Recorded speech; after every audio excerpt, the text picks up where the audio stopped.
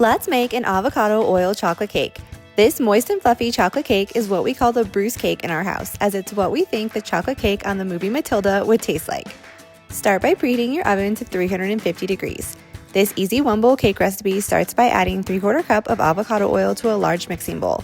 Next, add 3/4 cup of heavy whipping cream, 326 grams of cane sugar, and 3 large eggs. Whisk until everything is completely combined. I'm making the cake batter in just a mixing bowl, but this can also be done in a stand mixer or with your hand mixer too.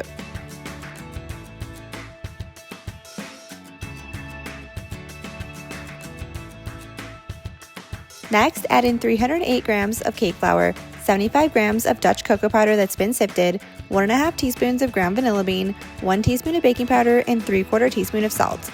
Fold together to combine into a smooth cake batter, or if you're using a mixer, you can mix on low until it's combined. Line a 9-inch cake pan with parchment paper, then transfer the batter and spread it out evenly.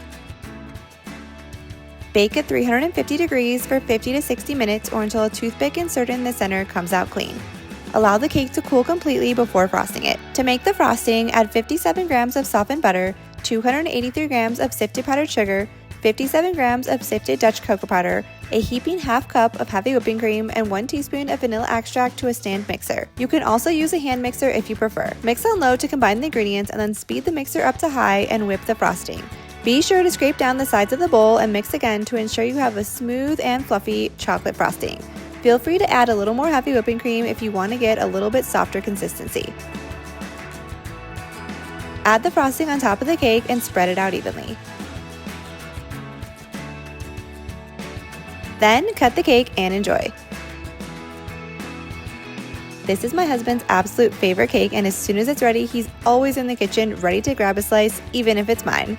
For more organic cake recipes, be sure to hit that subscribe button and join me next time in the kitchen.